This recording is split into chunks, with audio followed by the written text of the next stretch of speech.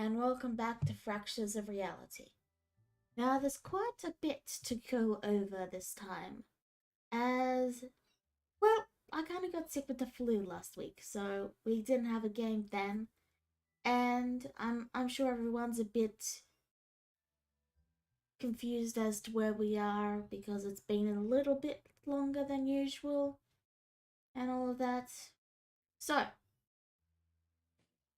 to start things off, the party most recently completed their quest to get the illusion. No, no. And they managed to get one of the orbs, the magic orbs. Yeah, the magic stones. Yeah, here we go.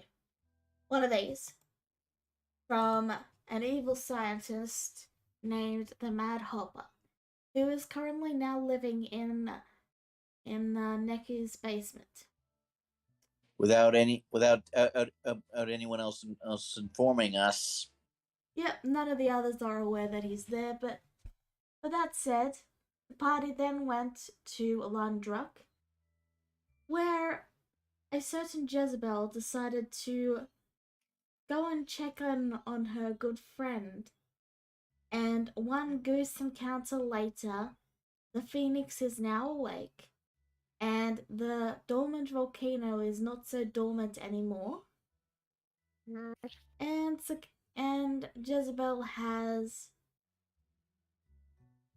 decided to go and scale the mountain to see if her friend survived being carried away by the phoenix that cooked the goose. Hey, it was a good reason why I wasn't here last week, so there we go. I'm positive that another character is already on their way. So while that was happening, everyone else got through and did things they had to do, rebuild things, bothered Cricket,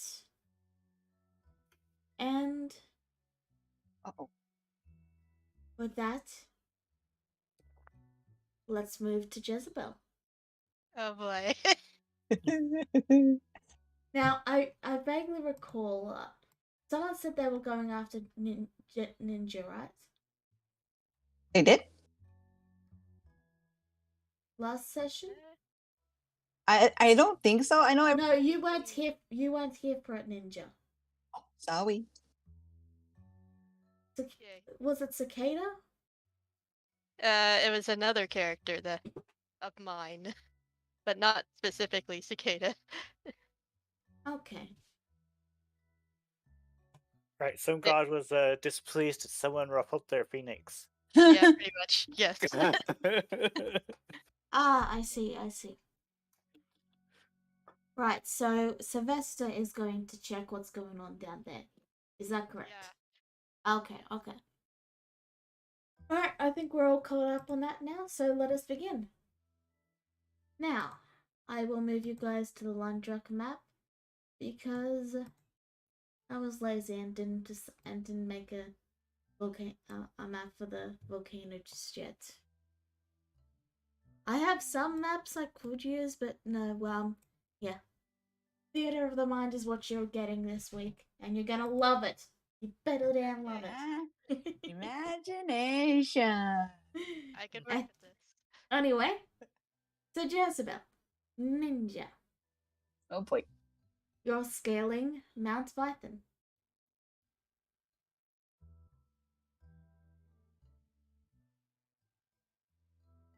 It's very hot.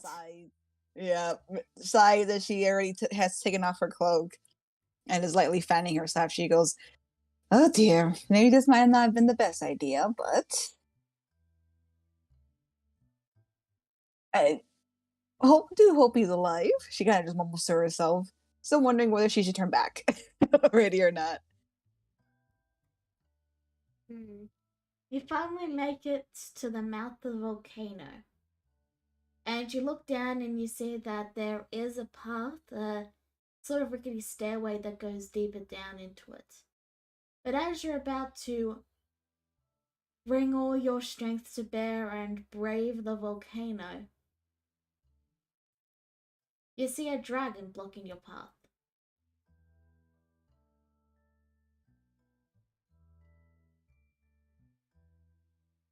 Hey, Jezebel. Jezebel kind of blinks for a second, kind of like literally awestruck, as she just looks up and down quietly. She goes, her mouth is like open and she doesn't know what to say. She goes, "Are you who I think you are?" Yes, it is I, Sylvester, mother of art and creation, god of crafts, and all that stuff. I'm here on personal business, in case you're wondering. I was indeed. Jezebel again looks at her up and down and just like she slowly just gives a smile and she goes, "You are lovely. Aw, thanks. Very lovely. Goodness. Okay. Whew." She kind of Same, just look same kind of to like that. you. Alex has been talking a lot about you, just so you know. She now grimaces and she goes, "Okay. Glad to know you know my father at least." She looks awkward, kind of rubbing her neck. She goes, "How has he been?" I'm If doing you pretty have, well, worrying about you constantly, as he does. that's usually what he. Okay. She again looks kind of awkward with a light blush, and then she shakes her. She goes, "May I ask, why are you here, madam?" You can just call me Sylvester, no need for formalities. Um, as you wish.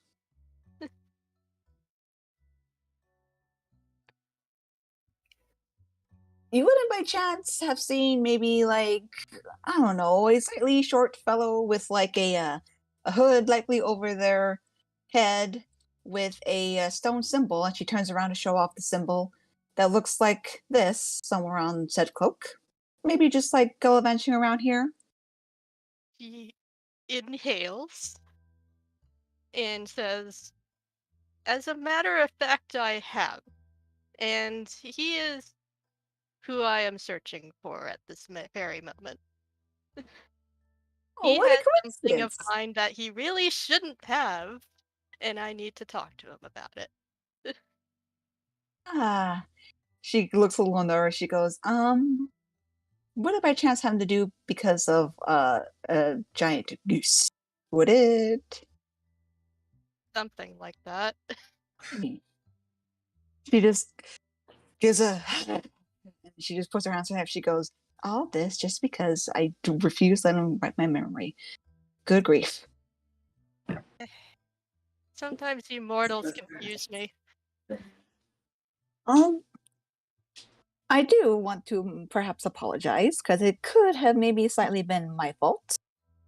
It was more just, a little joke between friends, but it may have gone a little too far, and for that I also apologize. Oh, there's no need to apologize on your friend's behalf. Still, we To be should fair, probably get inside and take a look at the damage.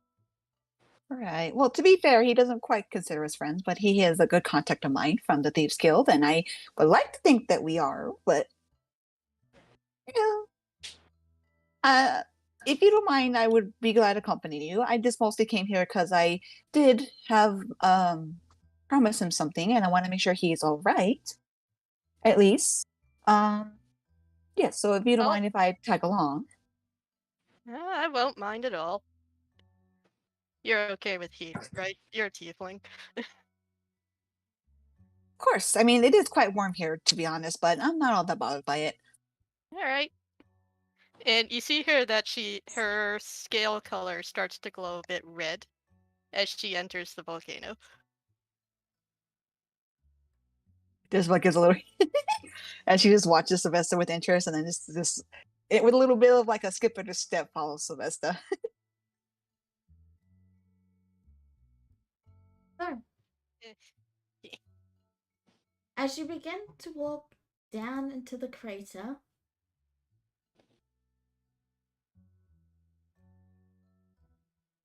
you begin to hear the sounds of someone calling out.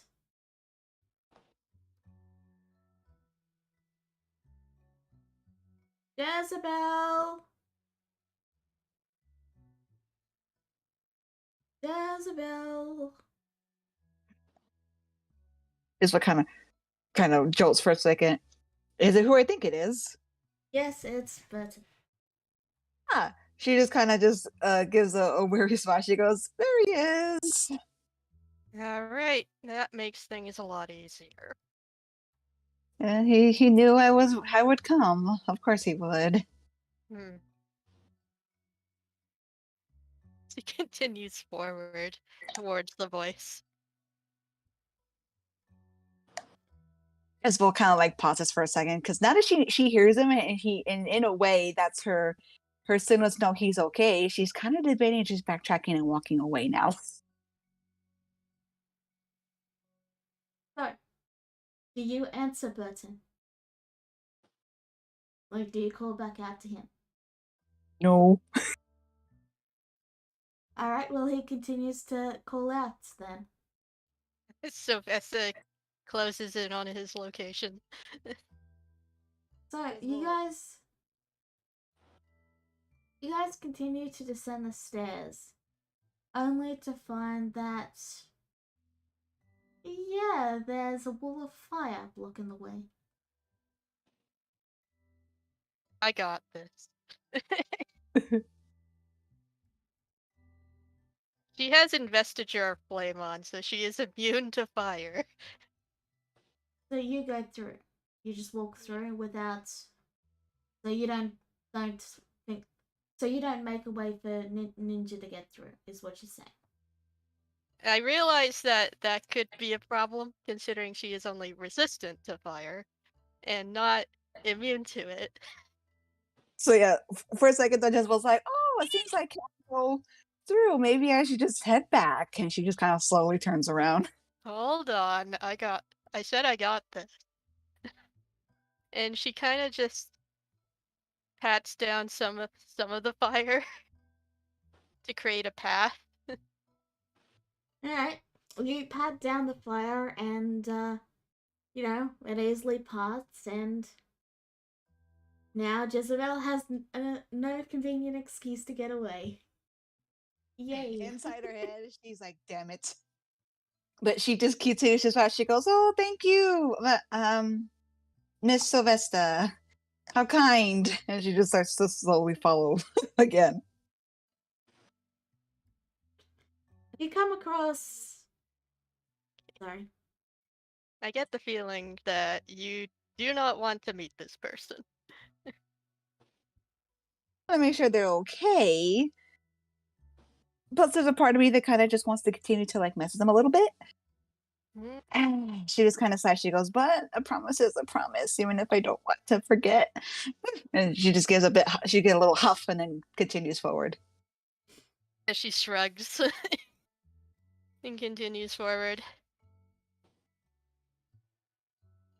So, you come to an area of the mountain where it starts to get more cave-like, and you pass by a few more of those flame barriers before you finally come to an area that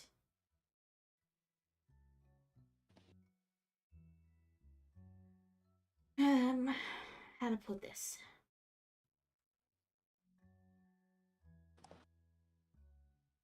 Alright, Wedwood, what was the name of the map that you imported for me? I forgot to pull it out because I had the flu, so I get you.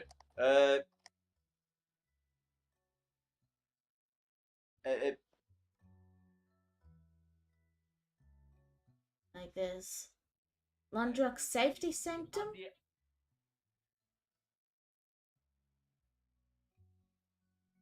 I'm DMing it to you so that's from my end. Thank you. It's just there's literally about 100 maps that have been archived. There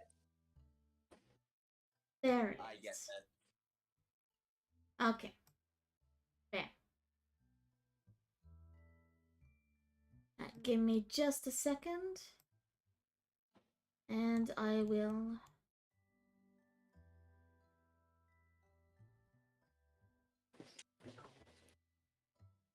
Just need to... where is it? I'll just throw Cicada here for now, and... Yeah. Behold, everyone, unused assets from Flames of the Divine. Oh Oh. man. Give me a second. No one else can see it just yet. I can see it. Oh wait, oh I've got. Oh wait, hold up, because I've still got control over Jezebel's token. Wow. Like I said, give me a moment. I'll fix that right now. Okay. Yeah.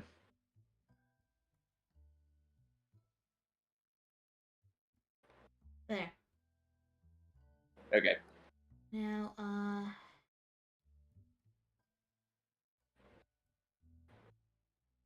I'm just using Cicada's token just to represent Sylvester for now. And That's fine.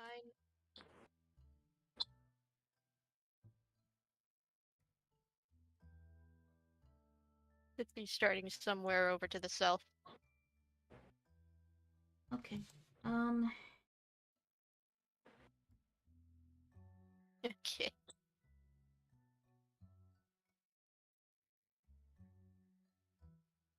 Yeah, here we are. Alright. Now that that's set up, let me just quickly grab one last thing. And again, I'm sorry for the delay. I'm using my sick card here, so That's fine.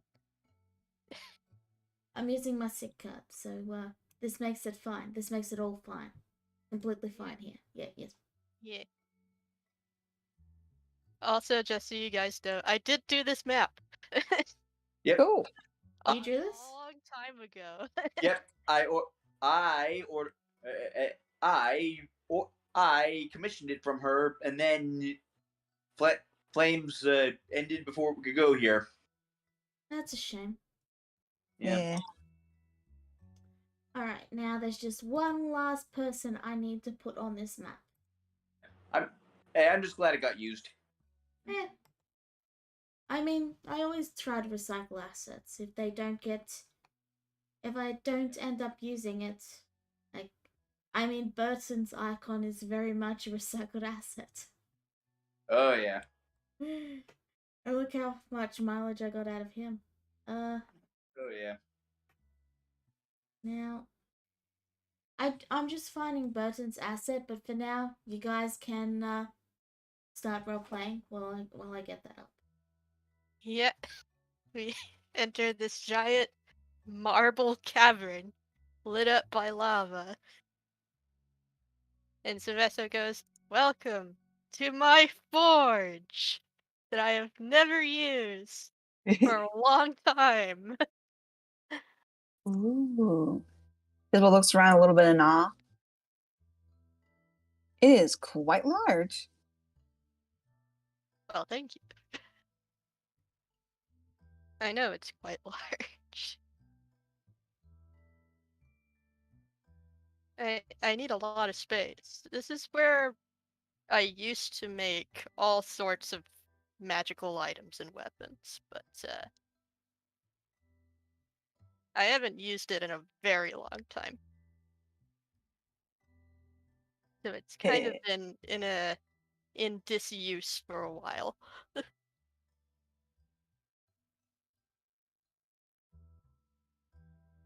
Ah, I see. Well, at least that gives me some hope that Dear Bertrand is not hopefully stuck in a lava pit somewhere. Yeah. You can still hear him. You can still hear him calling out, by the way. Jezebel. Jezebel. Jezebel just sighs. She goes, just get this over with, and then starts to tread forward. Yeah. You make your way forward, And as you round one of the stalagmites, you say, Burton, being sat on by a giant phoenix. Uh, Jezebel just snickers and she quickly covers her mouth, just seeing and taking in this visage. And she goes, I think your phoenix likes him. a little too much for my liking. Jezebel, there you are! And I see you brought a literal god with you. That's great. That's great. That's just what that's really great for you and everything. And I just want to mention that this was all her fault. Okay, as long as we've got that clear. I don't care whose fault it is. That's my phoenix.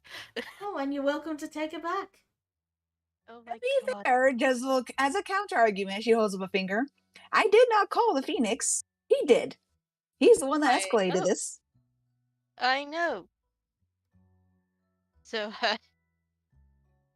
Sylvester is going to use her powers to basically shrink down the phoenix. Alright. Phoenix shrinks down, and now there's a bird sitting on Burton's head. And she takes the phoenix by the neck like a chicken. The phoenix And squawks, she's gonna teleport it inside of a vault. and the phoenix is gone. Oh. I need to go check on the vault doors. Jezebel kind of watches in awe as she basically just, the god just grabbed a giant, once giant phoenix and disciplined it like some kind of pet. And she just like, I'm never going to forget this. This is awesome. Okay, you. Burton, was it? No, my name is Sam. Samwise Gamgee. Jezebel gives Bertrand a deadpan look. I may be the god of crafts, but I'm not oblivious.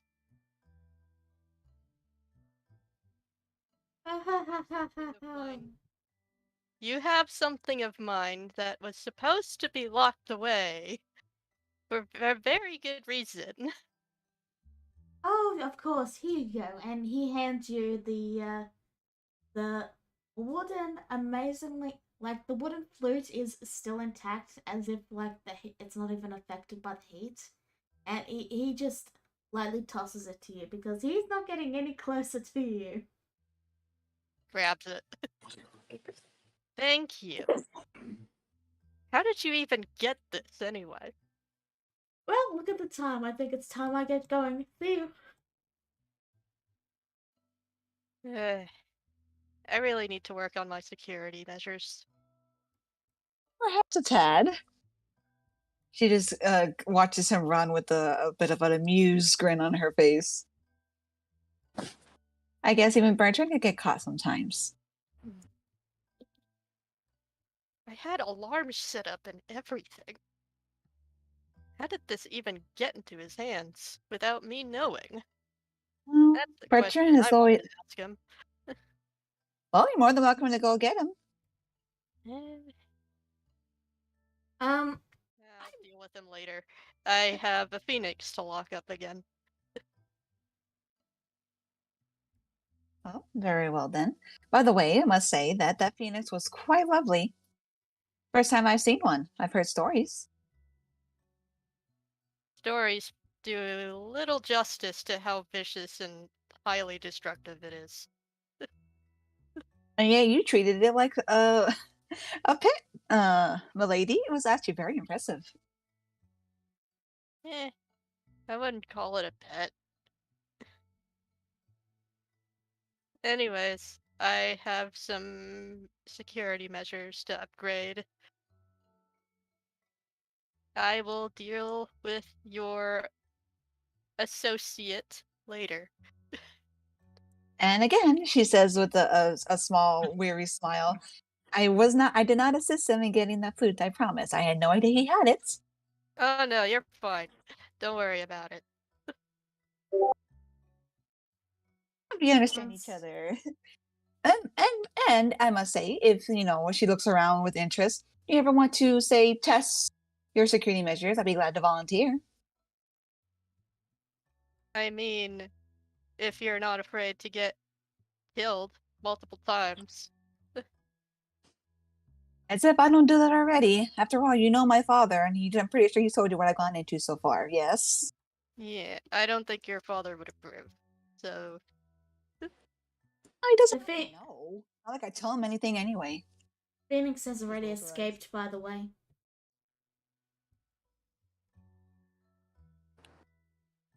yeah, he's probably long gone by now. No, I said the Phoenix has already escaped, by the way. Oh god. God dang it. He got out again. Okay.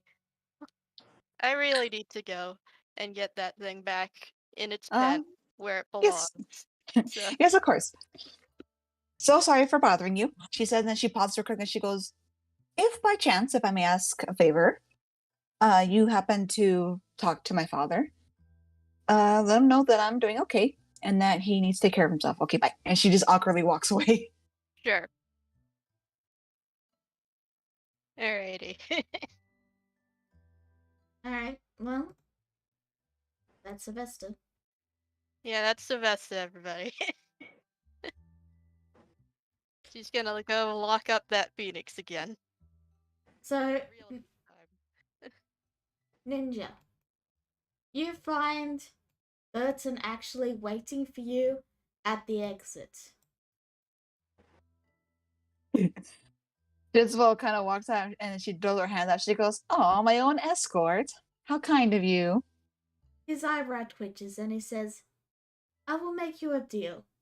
If you never tell anyone about what just transpired, I will allow you to keep the memories you obtain. Oh, I mean, the fact that and Phoenix thought you were with her egg. She just says with a cheeky grin and His bats her eyelashes. his eyebrow twitches again. Yes. She snickers and then she waves a hand. She goes, I only jest. I'm just pulling your feathers, dear. I promise I won't tell anybody. Because to be fair, she looks around in awe of the entire forge. I'd rather not share this lovely place with anybody else. It's very good At for least for hiding now. secrets, isn't it? He agrees. Indeed. As long as the guards don't actually notice you, because they're quite trained and very deadly. As if I would sneak here willingly, but the fact that I at least know of this place makes it that much special. And the fact that you allow me to keep the memory, I am very grateful for, including your other one. But don't fret, I will not tell anybody this time about what I just saw. You better not, because and you see him reach up and he actually pulls his hood down. And as he does so, you realize he has two horns coming out of his head.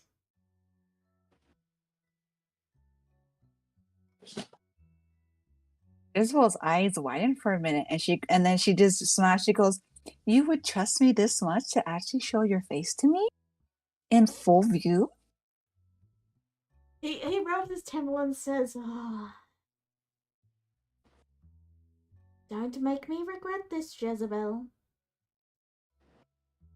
No, I'm grateful, dear. The fact that you would trust me this much means you really do see me as a friend. Oh, I'm so grateful. Shut up, Jezebel.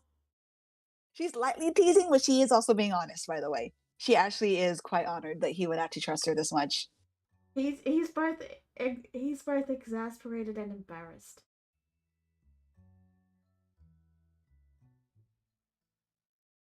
Ah, see, you are adorable. She just smiles and then she reaches out, but not to hug him. She actually reaches out, grabs his hood, and puts it back on his head. All the while giving a very fond smile. And then takes a step back. Honestly, I'm surprised you didn't see them when you walked in on me naked. She puts her hands on her hip. She goes, "Would you have noticed anything like that if you walked in on me naked, dear?" He thinks for a moment and then he says, "You've always got your horns on display." Your room was quite dark, to be fair. And I was more in awe of the fact that you look so vulnerable when you sleep. It was absolutely adorable. Enough, Jezebel! Just go already! Jezebel just gives a giddy laugh as she waves her hand at him and then starts to tread back to back to the city. Shoo! Love you too, dear. So help me, Jezebel, one of these days. And that's all you hear.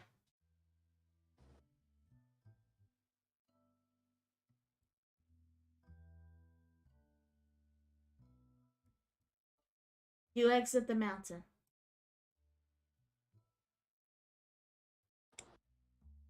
Jezebel has a little pep in her step now as she heads back to the city. Looking quite pleased. So yeah. There's Burton's little secret.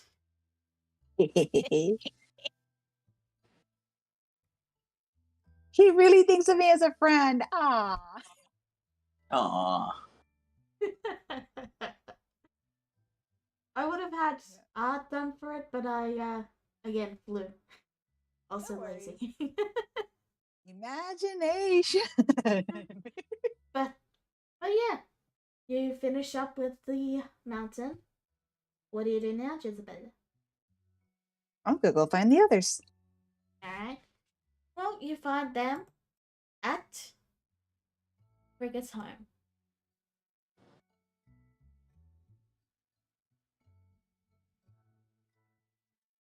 Jezebel just lightly walks up to the house with a big old smile on her face.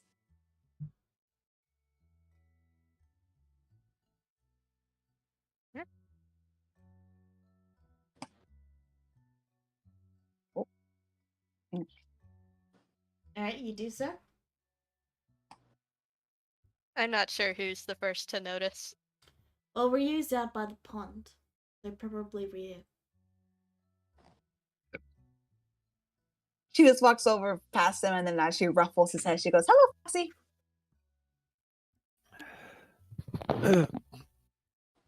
Oh, so you're finally back.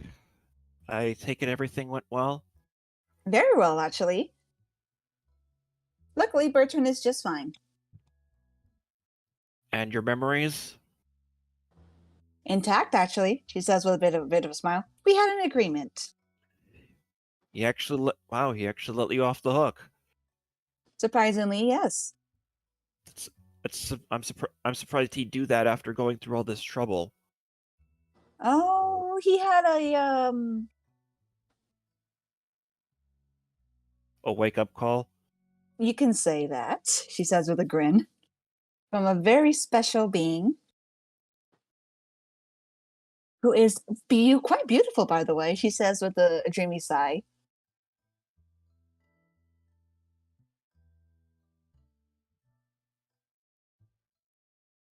Either way, we had an agreement. Bertrand is just fine. We are still very good friends. And luckily, the Phoenix won't be, well, hopefully it will not be an issue. We'll see. One thing I forgot to do, by the way, just really quickly, is this is something I meant to have Burton say, but forgot to. He did briefly mention that he took things slightly too far this time. Slightly. Slightly. Alright, sorry. You may continue now. I forgot to mention that's all I had. Bertrand does admit that he did make might have slightly overreacted in calling that Phoenix. But like I said, he's been reprimanded by the proper authority. She uses that word kind of carefully. And we made an agreement. So I managed to keep my memories, and he's perfectly fine.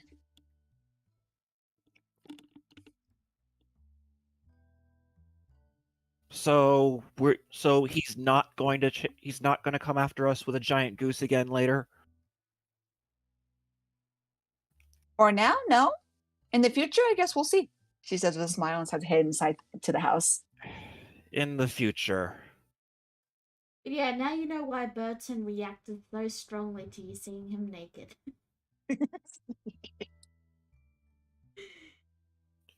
He thought you'd seen his horns. But yeah, as you walk in, go on. Well, that I will definitely keep a secret because in the spirit of friendship, Yeah. she will at least not tell anybody that. She promises. Now, before you do anything else, as you step in through the front door, Cicada is wearing a new outfit. Yeah.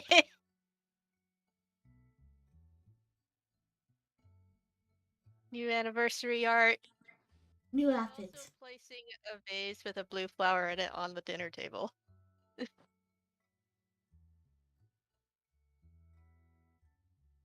Oh, just while she looks a bit surprised and all.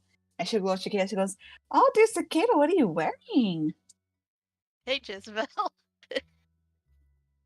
Glad to see you back. This was made by Cricket as a gift. Oh, that's so sweet. You look really good in it. She's blushing.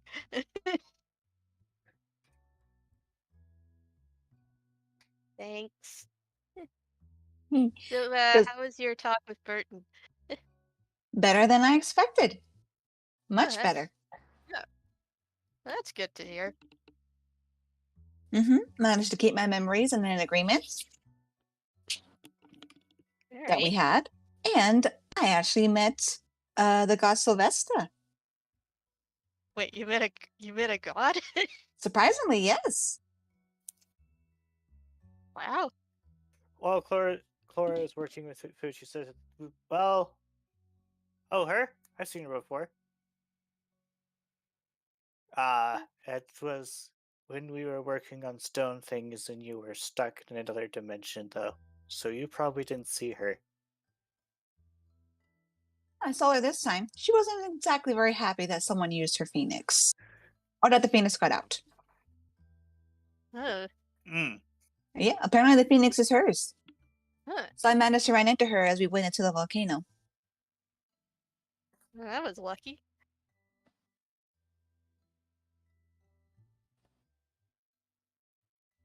And Also- she was actually quite lovely. Also, the volcano has stopped spewing smoke. Also a good thing. So he did slightly get reprimanded by her. So Bertrand knows to be a bit more careful the next time we have one of our games. Burton is kind of terrifying, just so you know. Oh, I know, dear. There's a reason why he's my contact. Remind me not to get on his bad side. Yeah, please. Yes, please don't. I'd hate to have to fight another goose. A giant goose, for that matter. He does apologize, by the way. He did think that he might have slightly overreacted a little bit to this. So he Slightly? is Slightly. Jezebel shrugs. He did say he How- was sorry. Okay. How much of a panic did he cause in Lundruk after that stunt with that stunt of his? And all of it. He caused all of a panic. Exactly. I know, dears. But he does apologize, and like I said, he did get reprimanded by the god herself. And knows to be more careful next time. Alright. Because you know not to have a next time. Jezebel just kind of gives a smirk to Crack. She goes, "You want me to answer that?" Moving on.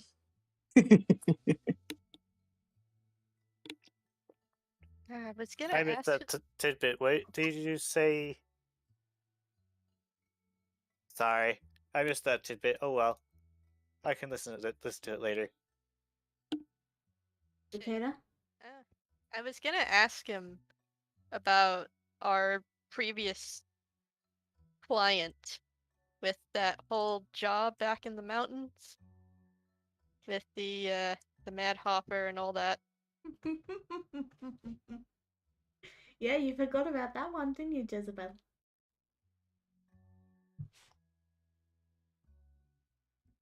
Oh well.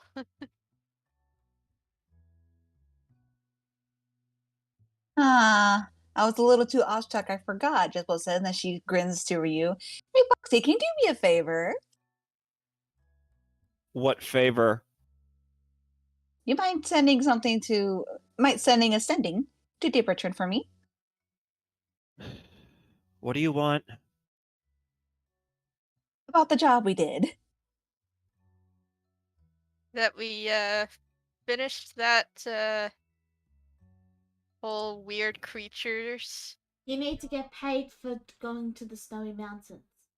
Yeah. It's Just, like we don't really need the money right away. It's just give him a heads up that we finished it, and if you could just maybe send the payment to, or send a notification to the Thieves Guild here, then I could pick it up there.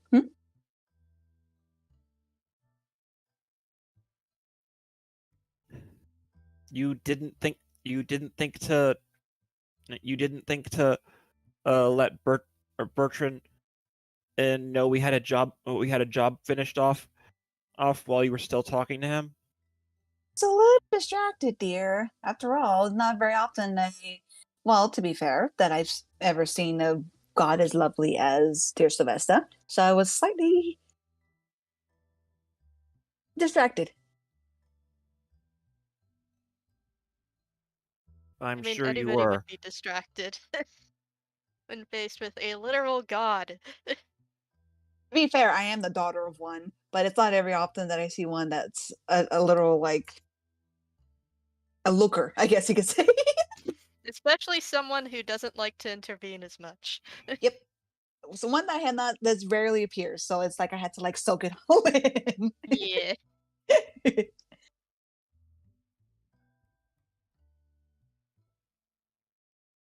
All right, so remind me again, what exactly was the job? You guys went and Mad Hopper.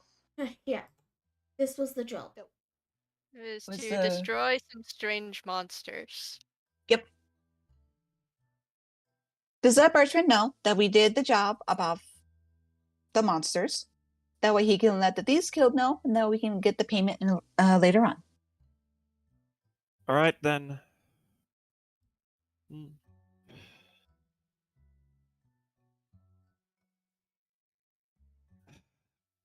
He brings his fingers up to his temple and says, and thinks of Bertrand and says, "By the way, Jezebel, forgot to tell you we took care of those strange monsters up north. Was it north? It was north, Yes. We took care of the monsters up north." You get a response, and it's just, very well, I will have the payment sent to you.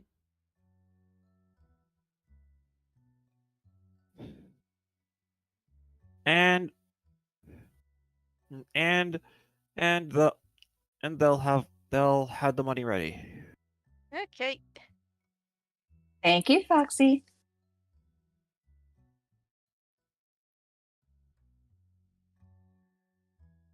Yeah, anyways, while you were gone, uh, we got sucked into this strange dungeon with a lot of doors in it, and I got this flower out of it. A flower. Yeah. I imagine it's that same blue flower that was in Mayhem. If you remember the awakened one. But this one isn't awakened, it's just a flower. Hmm. Jezebel kind of looks at it. She goes, "It is lovely, but is it smart to keep it?" Well, I Wait, have been told that if we gift it to one of the gods, we will get a favor from them. I think. Did they specify which god? I don't think they specified. I did also get a bone necklace from it. also, what was this about a blue So, flower in May? What was this about a blue flower in mayhem? alright, so Neko ran a dungeon last week because the other week because I needed a break and then I got sick, remember? And in the dungeon, it was stated that if you give the blue flower to the same god that the dungeon was based on, you'd get a reward, aka Allah. Yeah, Alar. Okay. Hmm. Yeah, but it sounded like. Never mind. Oh well. Anyways, uh, maybe I should do like a divination and tell Alar about it. Well, maybe you should save it for another week because Nick is currently moving. Right. Okay. That explains it. Just saying. But for now, it is sitting on the table. Cricket is staring at the flower. It's a really pretty flower. I wish I knew what it was called. He walks over to you, and now he's staring at you. Eh. I like the clothes. That is good. He brings out his hand and he cups something between two fingers. And as he does so, a flower that's black but with like, you know how a crow's feathers have like, no, not a crow, a raven's feathers have like the slightest blue sheen to them. Like a really glossy blue sheen. Yeah. Yeah. Well, you got a black flower with a similar sheen, but it's a red gloss. Ooh. And he hands it to you. Aw. Thanks. Gonna put it on her head. He heads back to the fireplace.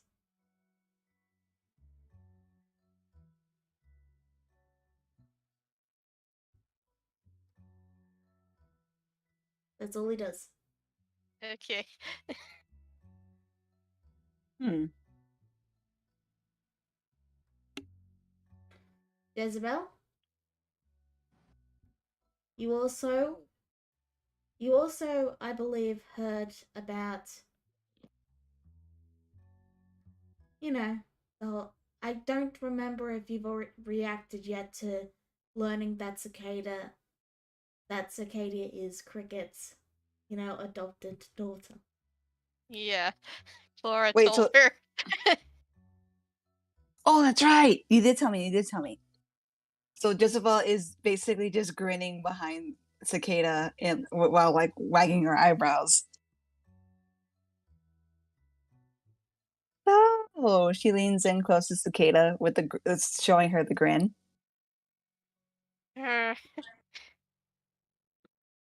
So what?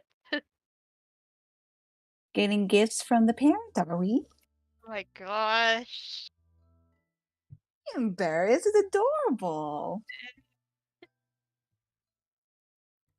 I need to go outside for a moment. Excuse me. Oh, Cicada, don't run away. It's cute.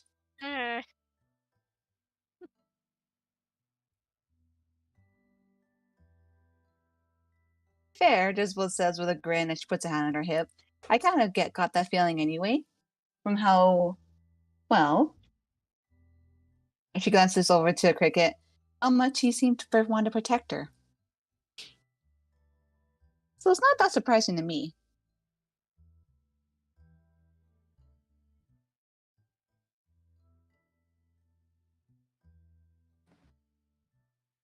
Doesn't mean I won't stop teasing her about it, though.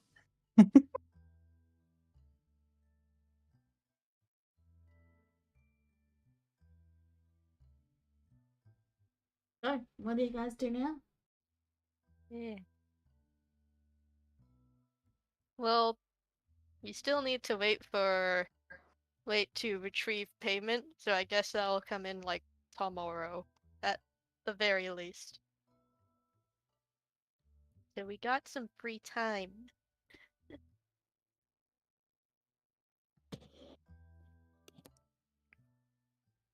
Gaten is going to go tend to all of the animals.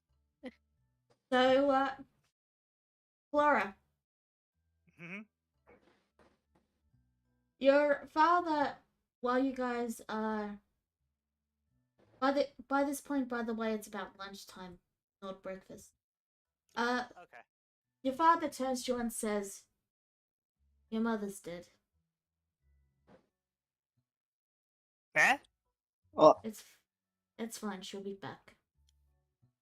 Eh? What?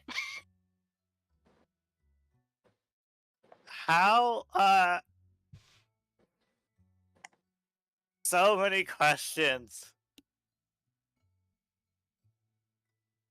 How did Mom die? She fell off a mountain. In Alaska. And how exactly is she going to be back? Regeneration.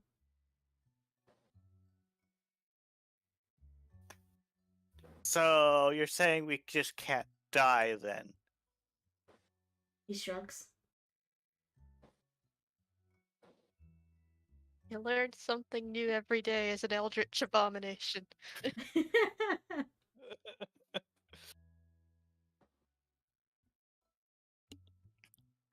So We- I guess there just takes a long time to become alive again then? he shrugs and says, "It varies."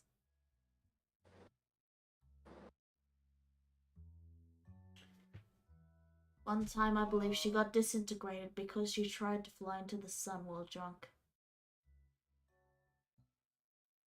I think it took her around 5,000 years before she managed to get far enough away to fully regenerate.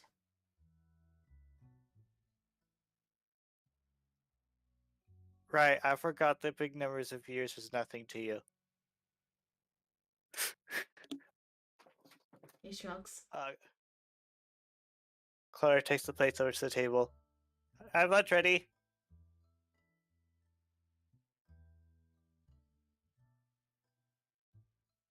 Okay. So, does anyone else have anything they would like to do?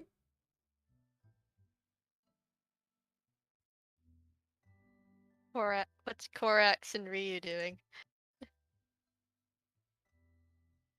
Not a lot.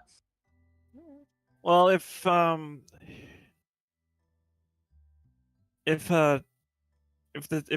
there's enough downtime, then he'd probably resume training his kitsune magic. Okay. In that case, Corax, you get a message from your father.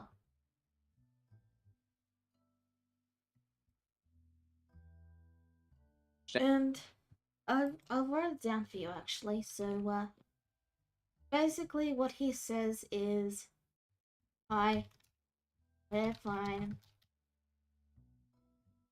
Nobles are dead. I'm now king." I guess. Oh, Now, not not. okay. Yeah.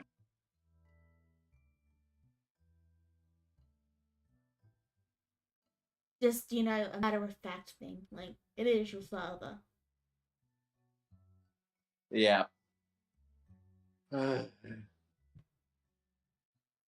Korax hears that. staggers over to the table, collapses in a chair, just folds over, forehead straight down into the table. Like, oh my. Are you okay? I got a message from my. I just got a message from my father. Oh, What did it say? Well, we are now House Elisay is now the royal family on account of being the only nobles left. Your sword actually speaks up and goes, how's that for worst sword in history? That'll show those other swords. Yeah. I got out of the Elven capital as fast as I could because I didn't want to be in line for the throne. Well, Alex. congrats.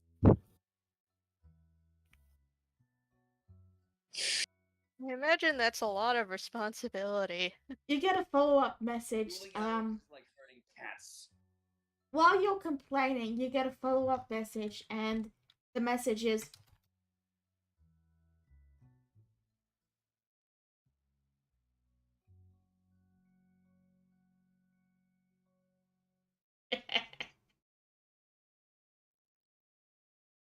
Oh my god.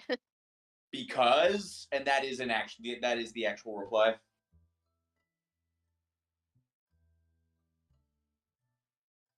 pardon?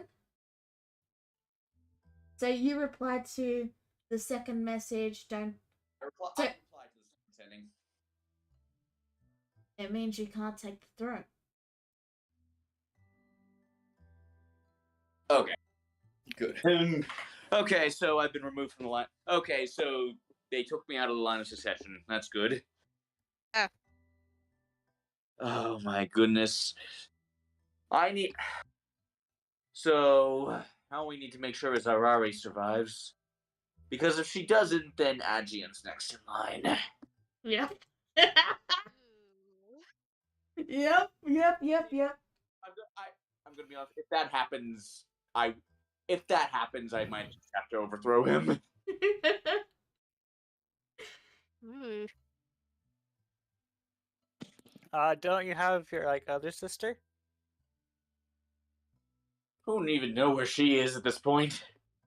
She did, and Knowing her, she probably left the entire dimension. probably, yeah. You know, trying to get away from cultists. Might as well try somewhere completely cultist free. Or potentially cultist free, you know, like another dimension. No, there is no such dimension. Yeah, well, A for effort. A Yeah. for effort, yeah. A for effort. Clara goes over to Cricket. She's like, "Hey, Cricket.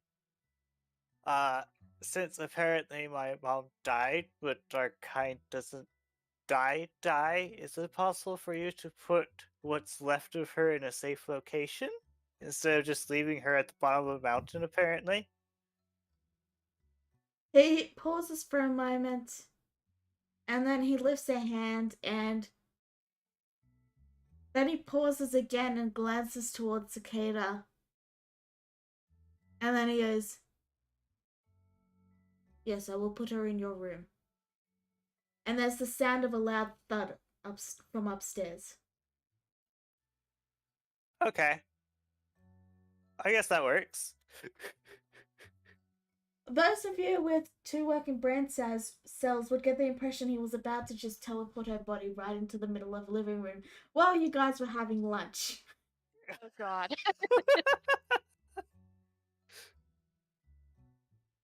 That would have been not great. I mean, he did not do it, so, you know. For Cicada's sake. So Clara finishes eating and then she goes upstairs to inspect the damage. You find a a body with like basically all their arms and limbs bent in many different ways, and like there's just like a pile of snow as well. It's slowly melting. It's a pretty gruesome sight, is what I'm saying. Like, these Okay. bones shouldn't be twisted in this manner.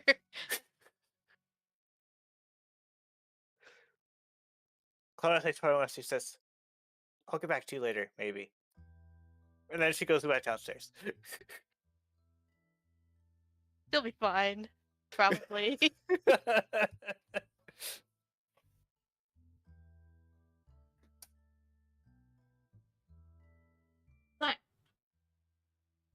Cricket walks over to you, Cicada, and he's staring at you while you eat. Eh. You, do you need something? He then pauses and says, "Let me know when you have finished eating." And then he walks back. Okay.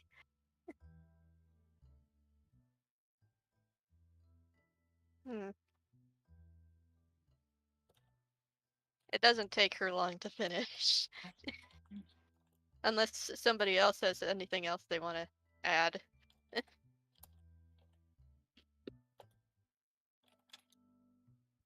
Alright. So you go over to where Cricket is. Yeah. He turns to you and then he says, "Would you like to see my home?" You're home. He nods.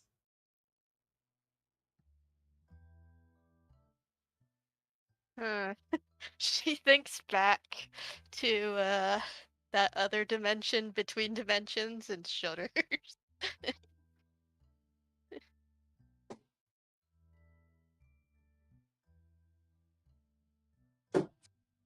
Eh, it is it nice? I have cleaned it up for you, yes. Hmm. It wouldn't do to Kinda invite looks you over over. to the other.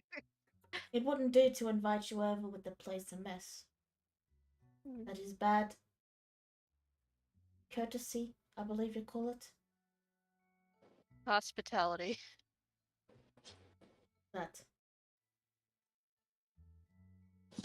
She kind of glances over to everybody else in the room, a little concerned.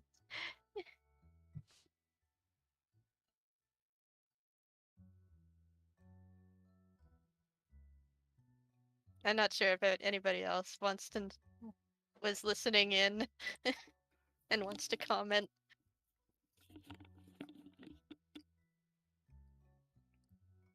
Clara recently came down from the stairs.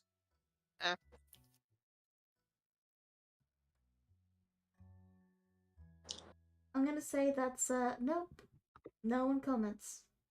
No one comments. Okay. Uh, she turns back to Cricket. I guess I can give it a look. He offers you a hand. Okay. She takes it. He then pulls you towards the fireplace. What? And you two vanish quite literally into the fire.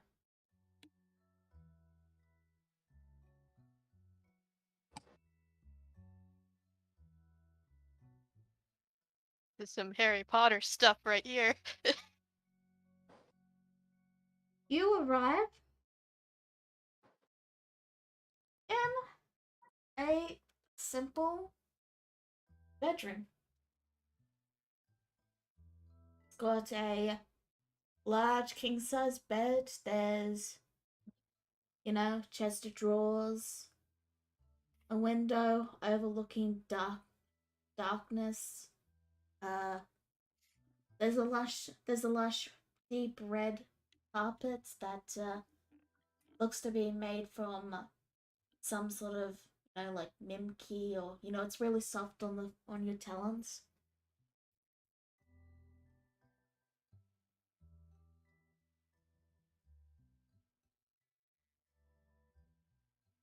nice here, actually. So this is your home.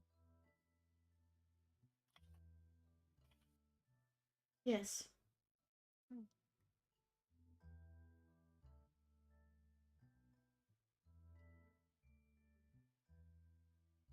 What do you do? Yeah, she's gonna look around a little bit and inspect the room a little bit more, and then decides to look out the window. You'll also notice that there's no door. Huh. There is a fireplace though, like so you know. But yeah, you step over to the window and it's just black out there. It's almost like it's like go on. Even with dark vision, it's just nothing. Yep, it's black. Hmm.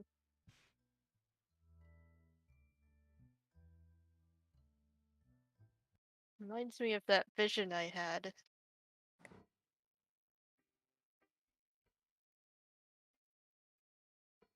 This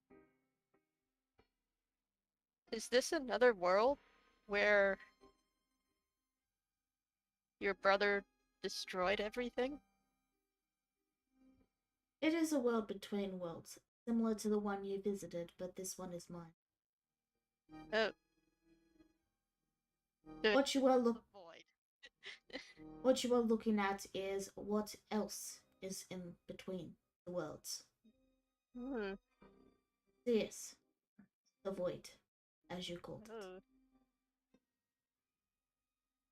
He walks over and looks out the window with you. She's gonna stop looking out the window because it's a little bit eh. If you would like, See anything out there? he lifts a hand and then says, "Here." And you see the landscape change to be, I don't know, some lush fields with some mountains in the distance. I imagine this is just illusion magic. It looks pretty real from where you're standing. Huh? Like it looks like you're looking out on any normal landscape through a window. Cool. Is this more to your liking? Yeah. This is a nice place you have here. I didn't realize you had the power to teleport through fireplaces. The realm between realms. The places that the gods cannot touch. That is where our domain is. Hmm.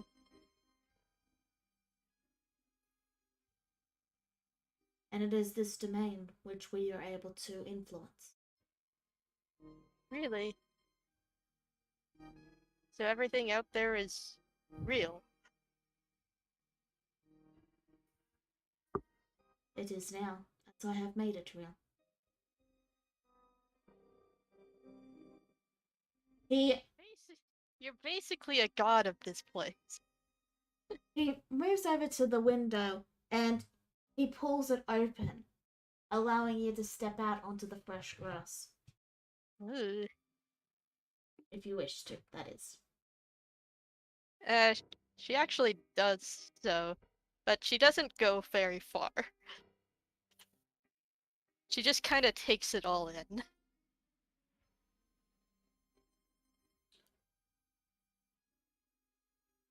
This is what my brother wants.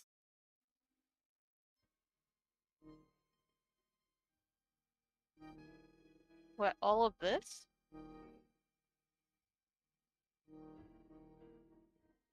Cricket lifts his hand up again, and the beautiful grassy landscape vanishes, and you're left standing in darkness. Like the only thing you can see is the window and the room that you just walked out of.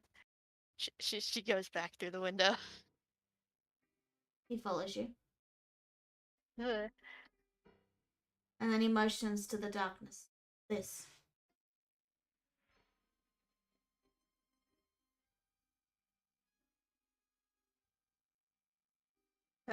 I would ask why, but I don't think there's an answer for that. Control. Right. He makes the landscape the grassy one again, and then he motions to it and says, "This is our domain." So he wants to expand his domain, is what you're telling me. Cricket nods. To encompass pretty much the entire universe. Cricket nods. That's... I don't like that. I don't think anybody else would like it either. He places a hand on your head and looks out and he says, "I disagreed with his actions as well. That is why I've been collecting these stones."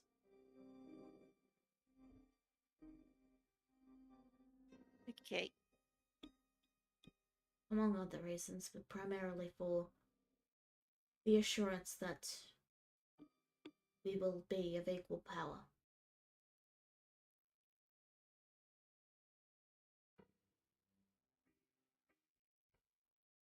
Do you think he'll appear again?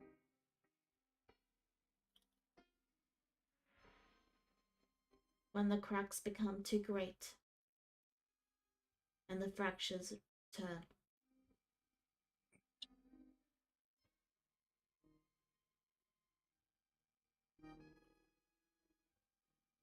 He looks back out the window again. Right. We'll make sure he doesn't get what he wants. Right? Cricket takes his hand off Cicada's head and moves over to a wall, and a door appears, and he opens it, and it reveals a hallway. He turns back towards you and then says, "Would you like to see the rest of my place?" He nods. Sure.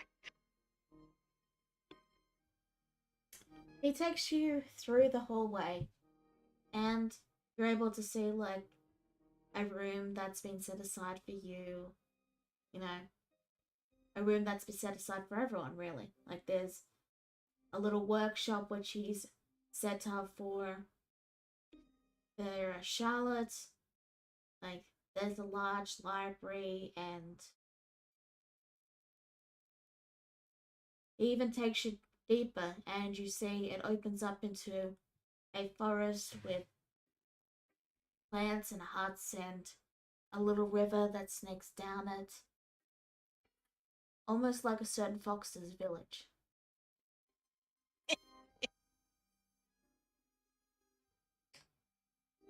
Even further down, there's a large, ornately decorated dining room, similar to the one that Jezebel's family.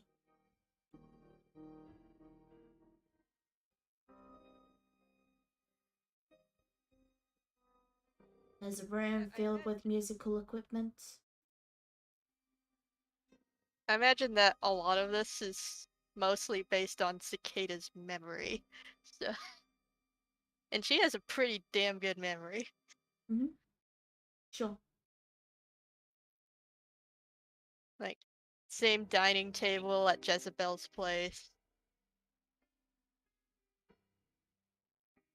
A kitchen similar to the one at the Adventurers Guild where Clora's mom lives.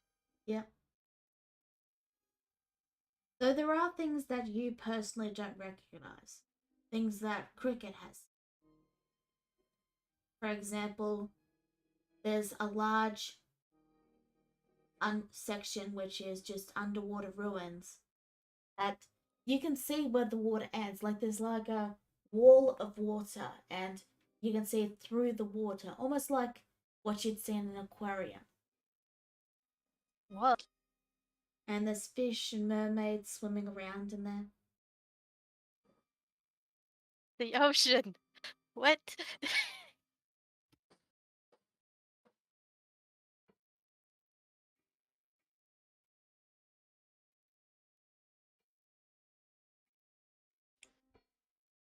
And as he brings you to the end of the hallway, you find a set of stairs that descend into darkness. No, ascend, sorry. They rise up, but the higher they get, the less you can make them out. Until there's nothing but just darkness.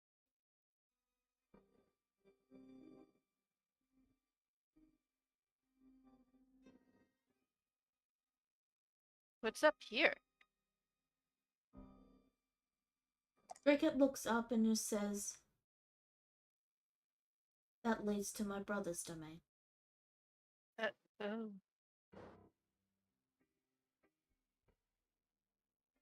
We are connected.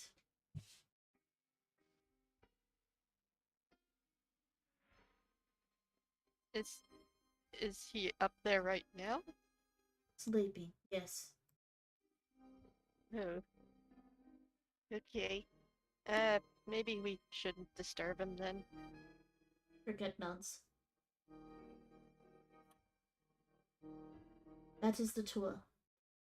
Shall I return you to your domain? Yeah, I don't want everybody to worry about us going missing. He nods and you head back to the initial room with the fireplace and he offers you a hand. Okay, I take it. Once more you pull through the fire and you appear back in the living room, and it has been maybe 10 seconds.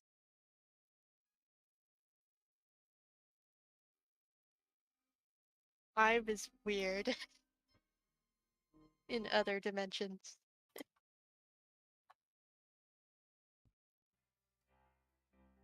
Yeah. You arrive back. Hey, Jezebel, I'm back. That took some time. Wait, how long was I gone?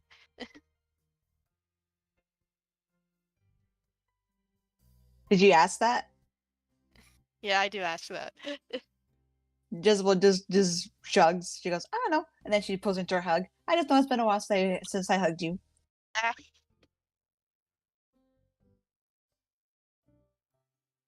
Well, Cricket decided to show me his domain in the world between worlds.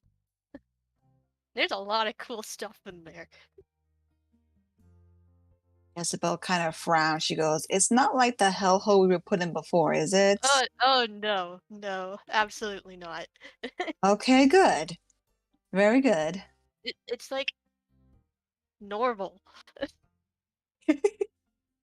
But there's also like this room where it's all an ocean, and there's a big library, and a lot of stuff that I've seen during our adventures is in there from my memories.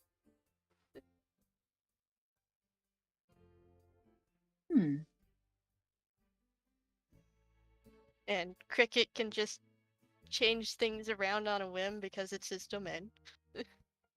Jezebel's room, for reference, was filled with all these dragon-themed things. Like the bed was dragon-themed, and like the chest of drawers had dragon things, and there was a large poster of a silver dragon. Steel dragon, sorry, not silver. Also, I have a question real quick. Yeah. The dragon parts we got from the Mad Doctor. Has anybody come to pick those up yet, or are those also still in my room? They're still in your room. There's somewhere. Okay, still waiting.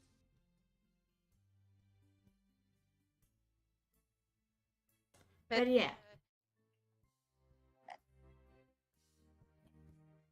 just letting you know what Jezebel's room was, Cicada. Yeah. And he even made rooms for all of you guys. Laura touched her head. It's like, really? Yeah. What are they? And then she looks in front of her. She's like, no fair. I wasn't paying attention. Wait, how long was I gone? You left just barely? Time is weird in that other dimension, I guess. I should make note that there was one notable exception to the personalized rooms. Thorax. You didn't get one. Yeah, I noticed. It's out of character. Here's the thing: out of character, I'm open to I'm open to Korax being won over. In character, hasn't happened yet. That's fine. I figured I should mention that there is one exception to everyone has a room. Except Cora. Yeah. Anyway, you may continue, Cicada. And there was also this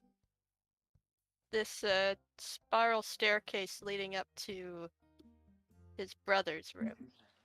It wasn't spiral. Like, you were standing at the bottom of the stairs and looking up. There's like this big staircase leading up to darkness. Yeah.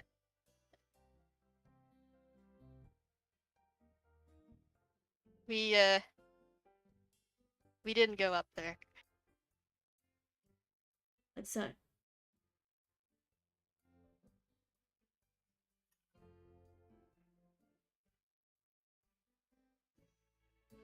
Yeah. What do you do now? I'm not sure if anybody else would like to comment on this whole thing.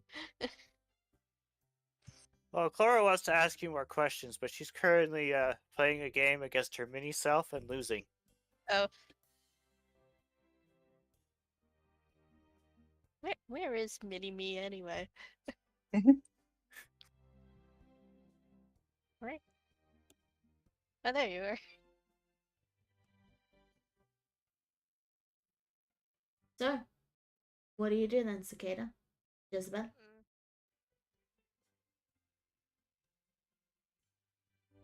I'm sorry, I'm a tiny bit distracted because someone keeps texting me. I kind of tuned out what happened. She was just explaining about all the different rooms, except Korax doesn't have a room. Probably because she's the only one here who hasn't made a pact with Cricket. Your room was dragon themed. You had a steel dragon poster. Right. I remember that, which Jezebel is proud of. She is not ashamed whatsoever. There was but also this ascending staircase leading up to darkness that led to Cricket's brother's domain that we didn't go up for obvious reasons. Why is that in this house? No, I'm pretty sure it's in another dimension, not in this house. But there is ascending staircase leading to it though in the house. Is that what I'm getting at? Not in this house. Cricket took Cicada to his home. Not this house, his home dimension. And in that dimension, there is a staircase that leads to his brother's dimension. Why does he have that in there? Because he is his brother. And they're connected. That's what he said.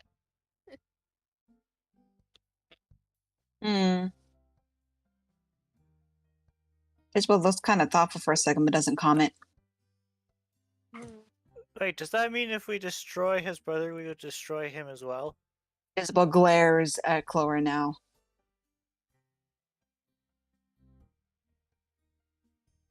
I don't think. Hmm. I don't think that's what Cricket is planning to do. If that's the case.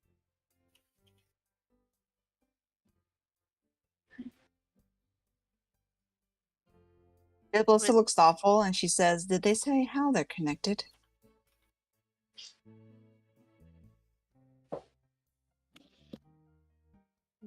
I didn't ask.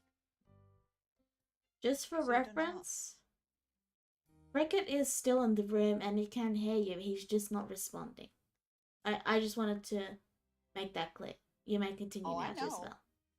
No, I know. I'm still asking. Continue. No, I haven't asked, and I don't think he wants to answer that. She just kind of glances over to him for a second. She goes, "All right then."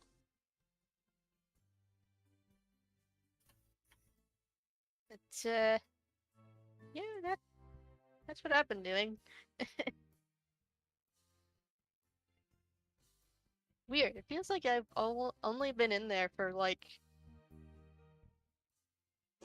several minutes to half an hour.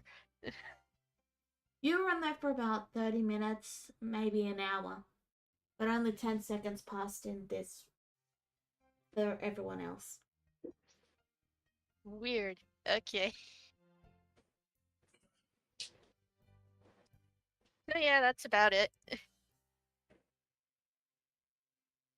I'm gonna go see if I can't contact Alar at some point. Not this session. Next session. So you're heading out. Yeah, I'm heading out. Okay.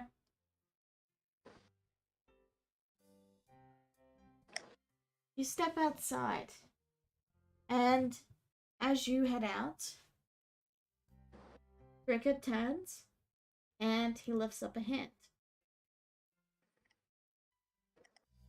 The entire place becomes soundproof. Cicada, you cannot hear what is about to be said. Oh boy. Okay. He looks to Jezebel.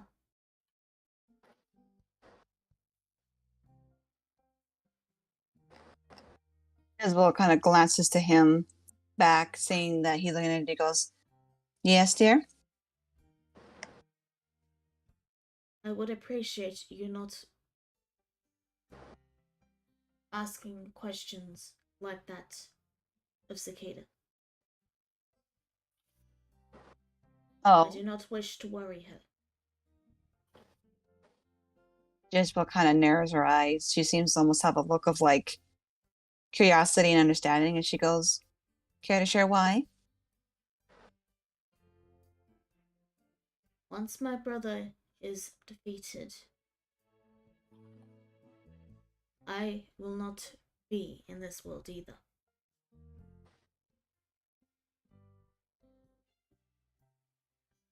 Isabel's will be- eyes basically light up in clarity. It is not that I will be dying, per se, but my interaction with this world will end the day my brother's does. Is this like a necessity or It is necessary. okay? My brother and I are connected. So once you deal with your brother, you can keep your brother from interacting here by also leaving. He nods. Okay. I only is nice. exist. I only exist. Blah blah blah blah blah blah. I only exist when the world is born dead. If my brother never kills the world, then I am never born.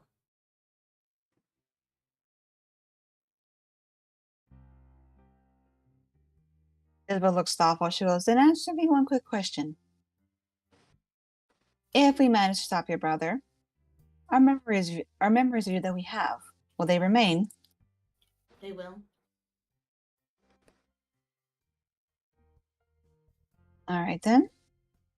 I had a feeling as much, which is why she glanced over to Clara. I did not want to ask more questions to worry Cicada. Ah, sorry.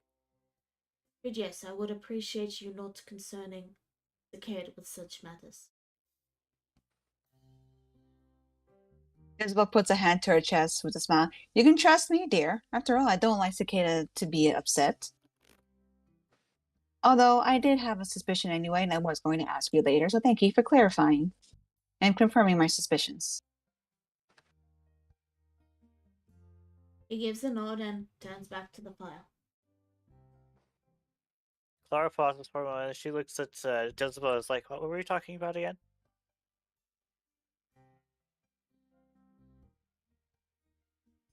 Oh, nothing, dear. She just gives a wave of her hand with a smile. She goes, nothing really to worry about. Not Okay. for the moment.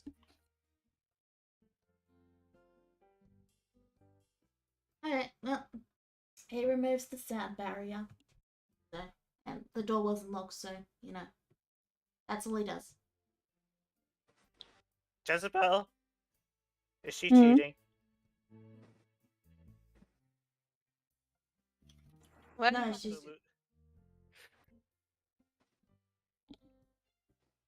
Wait, who you Clara ask? still losing.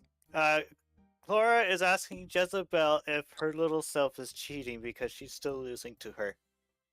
How can I tell? Can I tell? She's not.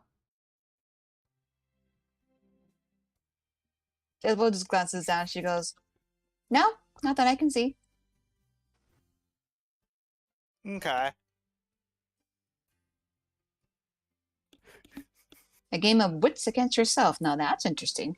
Jezebel says with a shrug and then starts to head upstairs to go freshen up a little bit. So, is there anything anyone else would like to do before we wrap this session up? Does Jezebel pass by Clara's room on her way to her room?